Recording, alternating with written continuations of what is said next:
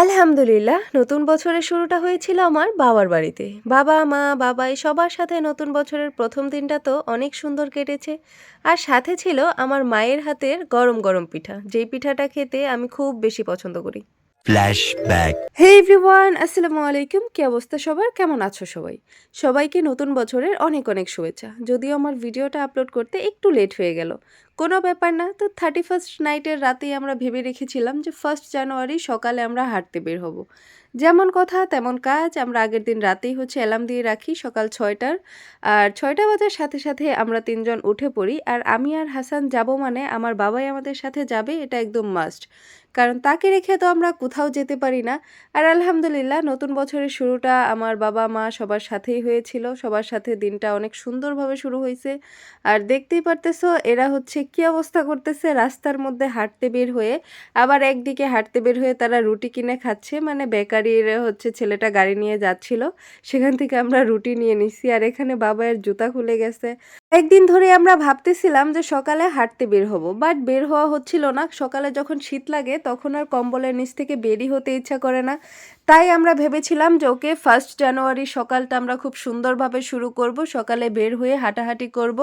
তো আমরা একদম সকাল, সকাল বের হয়ে প্রায় ১.৫ ঘন্টা হাঁটাহাঁটি করে তারপর আমরা একদম আমাদের বাসার কাছে চলে আসি। বাসার কাছে আসার পর আমি ভাবলাম এদের এনার্জি মনে হয় একটু কমে গেছে, তাই বসে পড়ছে। ও মা! একটু পরেই দেখি এরকম দুষ্টামি শুরু করে দিছে। আর হাসান সবসময় আমার বাবাইকে এভাবেই জ্বালায়। তো দেখতেই পারতেছো মাটিগুলা একদম শুকিয়ে হা করে আছে ফেটে। এর মধ্যে যদি এই শীতের সকালে পড়ে কিরকম একটা ব্যথা পাবে তোমরাই বলো। আবার ঠান্ডা হাতটা আমার বাবাইয়ের গায়ে ছুঁয়ে দিচ্ছে। মানে কি বলবো, সারাক্ষণ এদের এরকম দুষ্টামি চলতেই থাকে।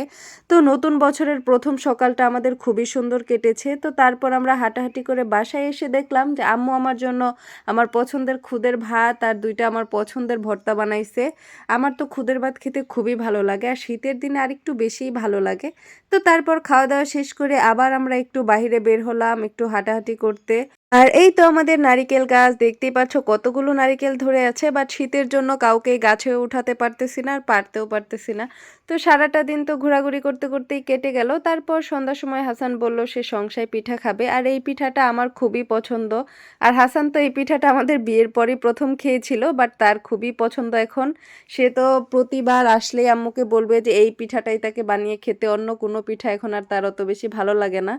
তো আমার আম্মুর হাতে একটু ব্যথা ছিল, যার জন্য বেশিক্ষণ দেখা যায় রুটি বেললে হাত আরো বেশি ফুলে যায়। তো তার জন্য আমি ভাবলাম যে আম্মুকে একটু সাহায্য করি। যেহেতু এই রুটি অত বেশি গোল করতে হয় না, তেরা-বেঁকা হলেও সমস্যা নাই। তাই আমি আম্মুকে রুটি বেলে দিচ্ছিলাম। আর আমার আম্মু এখানে পিঠাগুলো বানাচ্ছিল, দেখতেই পারতেছো। এগুলো তুমি চাইলে গরুর মাংস দিয়েও বানাতে পারো, মুরগির মাংস দিয়েও বানাতে পারো। এই পিঠাটা আমার খুবই পছন্দের। আমার আসলে মিষ্টি জাতীয় কোনো পিঠা তেমন ভালো লাগে না। ভাপা পিঠাটা গরম, গরম খেতে আমার ২-৪ টা ভালোই লাগে।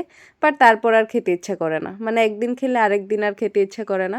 তো এই তো দেখতেই পারতেছো কত সুন্দর করে পিঠাগুলো আমরা বানালাম। আর এখানে আমার ভাবি দাঁড়িয়ে, দাঁড়িয়ে পিঠাগুলো ভাজতেছিল।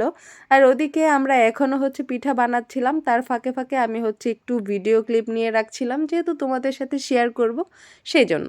আর তোমাদের ওইদিকে এই পিঠাটার কি নাম অবশ্যই আমাকে কমেন্ট করে জানাবা। আমাদের এদিকে তো এই পিঠাটাকে সংসাই পিঠা বলা হয়।